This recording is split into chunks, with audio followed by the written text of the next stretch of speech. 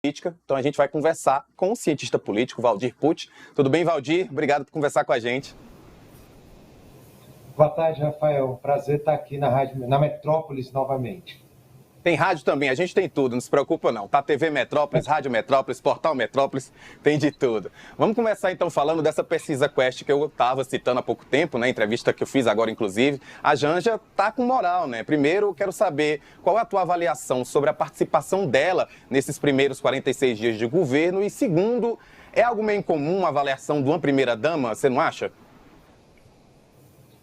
Bom, primeiro vamos começar dessa segunda parte que você falou sobre ser algo incomum essa avaliação da primeira-dama. Na verdade, como já até colocado pelo entrevistado anterior, nos últimos anos ou nos últimos mandatos, nós temos visto, sim, primeiras-damas bastante atuantes, não só no Brasil, mas no mundo inteiro. Então, se a gente pegar, por exemplo, no Brasil, a gente vai lembrar do papel relevante que a própria primeira-dama Ruth Cardoso, no governo Fernando Henrique, ela foi muito importante para a construção, por exemplo, dos programas sociais do governo Fernando Henrique, que depois deram origem, por exemplo, ao programa Bolsa Família no governo Lula. Talvez quem destoie um pouco dessa prática tenha sido Dona Marisa no primeiro e no segundo mandato de Lula. Agora, Michele Bolsonaro e até mesmo agora, elas estão reproduzindo uma prática comum das primeiras-damas. Foi citado já Michele Bolsonaro e reforço o papel que Michele Bolsonaro e também Michelle Obama teve no governo de Obama, mas nós estamos vendo um protagonismo. Isso também é muito fruto dessa situação de que a mulher ela se torna protagonista também da política. Ela não é só a primeira-dama bonita para ser apresentada, mas é a mulher que está ao lado do presidente para auxiliá-lo naquilo que for necessário, naquilo que for dentro da sua competência. Então, isso traz essa nova perspectiva de primeiras-damas. Então, não me surpreende Janja hoje ser uma figura conhecida e, principalmente, ser uma figura que tem uma boa avaliação junto ao eleitorado. Ela foi figura muito atuante na campanha presidencial e também muito atuante nesse momento da posse, um momento simbólico da posse, e depois a gente teve a questão relativa aos primeiros dias de mandato, em que Janja sempre esteve junta do presidente Lula. É aquela história, né? Elas não são mulheres de políticos, elas são mulheres políticas e a gente sempre quer mais mulheres na política. E tem um assunto que desde a semana passada tem redido aqui no boletim, que é Lula versus o Banco Central. Primeiro, o presidente disse que a taxa básica de juros estava muito alta, depois defendeu o fim da autonomia do Banco Central, agora tem essa discussão sobre a meta da inflação. Nesse debate todo, ainda tem o ministro da Fazenda, o Fernando Haddad, que está tentando esfriar os ânimos, mas nessa semana adotou a mesma reclamação de Lula em relação à Selic. Queria saber qual o impacto dessas discussões para a economia do país, como é que ela sofre com esses atritos? Bom, a palavra-chave, antes de qualquer coisa, quando a gente fala de economia, a palavra-chave é verdade. Se eu tenho uma situação em que há ou gera-se uma instabilidade na economia, ou que pode gerar essa instabilidade, então automaticamente isso é ruim para o país. Nós temos que buscar, acima de tudo, uma conversa entre os entes, entre os órgãos do governo que trabalham nessa questão. Então, quando o governo Lula ele insiste em criticar o Banco Central, não que ele não possa discutir essa questão, mas ele não pode fazer de forma a atacar a ação do Banco Central. O presidente Lula tem que entender que a autonomia do Banco Central não voltará atrás. Seja ele, seja o próprio PT, o ministro da Economia, o Haddad, todos eles precisam ter esta concepção de que essa autonomia ela é permanente e ela vai continuar a acontecer. Então, a partir do momento em que eles estão fazendo esses ataques, eles podem gerar uma instabilidade na Bolsa, uma instabilidade no mercado, e isso acaba prejudicando a própria sociedade lá no final. Porque quando a gente fala mercado, parece um ente do nada, mas na verdade o mercado é tudo. O mercado é o emprego, o mercado é o trabalho, o mercado é a inflação em si. Então, todo esse aspecto, ele acaba influenciando na vida da pessoa ou na vida do cidadão. Então, eu acho que, por exemplo, Campos Neto, o presidente do Banco Central, fez uma aproximação, buscou uma aproximação com o governo, e eu acredito que o governo deveria aproveitar esta aproximação para que ele pudesse, aí, de forma calma, de forma racional, discutir a questão da inflação, metas inflacionárias, e, por que não, também da taxa de juros no Brasil, que é alta, com certeza, mas por motivos que justamente de controle dessa inflação, que também está alta. E a gente sabe o que a inflação significa no Brasil. Nós tivemos hiperinflação durante muitos anos e o que isso causou de miséria e de prejuízo. Então a gente não pode brincar com a inflação no Brasil. Eu sou nascido nos anos 80, eu sei bem como é essa inflação na nossa vida. Hoje o nosso colunista Igor Gadelha, ele trouxe que o Lula bateu o martelo e o salário mínimo vai ser de R$ 1.320 a partir do dia 1º de maio, que era uma promessa de campanha dele. Como é que o senhor avalia essa decisão tomada 46 dias depois do início do mandato dele?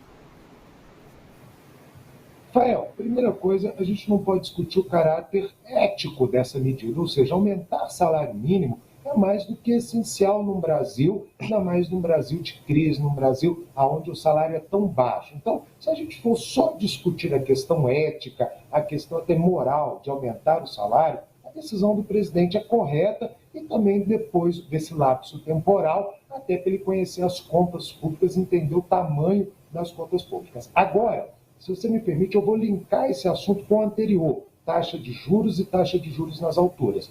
Por que a taxa de juros está alta no Brasil? Ela está alta porque não há ainda uma visão clara da responsabilidade fiscal do governo. Por que eu estou puxando esse assunto com o anterior, falando de salário mínimo? Porque a gente tem que lembrar que o salário mínimo, ele pesa no Estado brasileiro. Ele é algo caro para o Estado brasileiro, na medida em que ele representa uma grande parcela dos pagamentos da Previdência Social. Então, se a gente tiver um controle fiscal mais sério, uma âncora fiscal bem definida, se a gente tiver realmente uma preocupação no controle dos gastos públicos desnecessários, o presidente Lula pode chegar até a aumentar mais ainda o salário mínimo quando for o momento de aumento desse salário mínimo, seja no começo do ano, no final do ano, no meio do ano, mas para isso é preciso ter um equilíbrio fiscal no Brasil para que as contas públicas possam suportar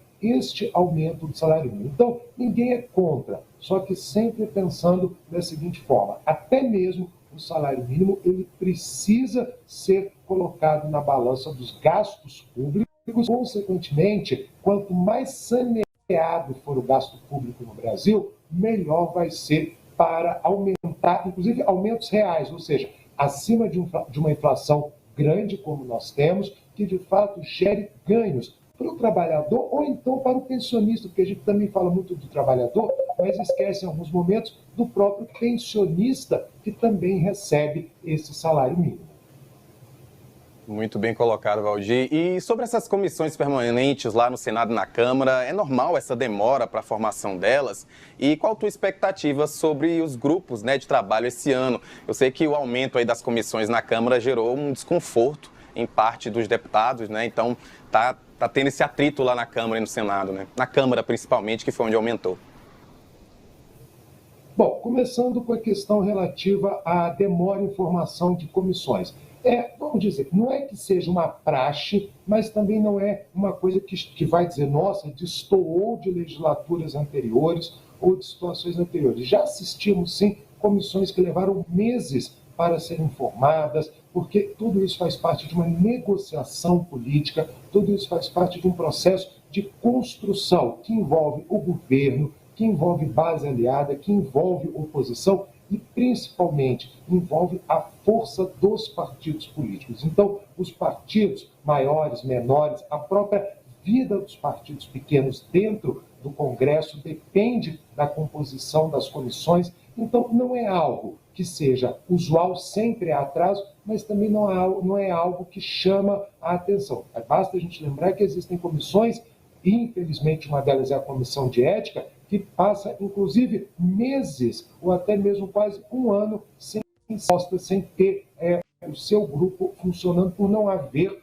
deputados, por exemplo, indicados para aquela comissão. Então, aqui certo desconforto ele vai passar por um simples motivo. Quanto mais comissão, mais cargos a serem ocupados pelos partidos e também por indicados desses partidos. Então, o Congresso ele vai se ajeitar, em especial a Câmara, ela vai se ajeitar para a indicação dos seus membros e para o começo da formação do trabalho dessas comissões, porque não dá para ficar sem as comissões, em especial a CCJ, uma vez que tudo tem que passar pela Comissão de Constituição e Justiça para depois seguir os demais trâmites necessários. Então, acho que acabado esse carnaval, acabado esse processo de negociação, as comissões tendem a começar a funcionar normalmente.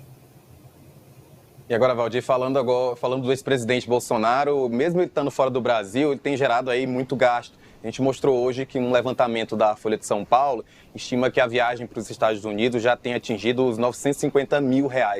Qual é o impacto desses gastos para a reputação do ex-presidente, que já não anda tão boa? Bom, vamos lembrar primeiro do discurso de Bolsonaro para responder essa questão. Qual foi sempre a imagem que o Bolsonaro tentou passar ou tenta passar ao seu eleitor, à população brasileira? De um homem austero, de um homem que cuida do dinheiro público, de alguém que não gasta além do necessário. É célebre, por exemplo, uma frase que o presidente falou numa reunião de ministros logo depois da saída de Moro, dizendo que, por exemplo, nem ligava ao aquecimento da piscina do Planalto para economizar recursos. Depois ele repetiu isso mais para o final do mandato para reforçar essa imagem de um homem simples, reforçar a imagem de um homem que não desperdiça recursos públicos. E hoje a gente tem esse valor que já é um valor exorbitante para custear os gastos do presidente. Na verdade, o ex-presidente Bolsonaro ele acaba se equiparando a todos os outros ex-presidentes desta forma, ou seja, provoca um desgaste na sua imagem na medida em que o ex-presidente sempre tentou se posicionar como fora do sistema, como alguém que não iria repetir os erros dos ex-presidentes ou dos presidentes quando estava no governo e que faria algo novo, que teria uma nova imagem. Mas, na verdade, a gente vai acompanhando e vai vendo que muitos das críticas que eram feitas por ele aos ex-presidentes, ele acaba agora, como ex-presidente, também as repetindo. Então, eu acho que isso gera um desgaste à imagem de Bolsonaro, não para os seus seguidores mais fiéis, aquele grupo mais fechado naquele grosso de Bolsonaro, mas no eleitor que votou em Bolsonaro em 18, acreditando que haveria uma mudança, não enxergou, tentou votar em 22, e esse cada vez mais vai vendo que o Bolsonaro acaba repetindo erros comuns de ex-presidentes no Brasil.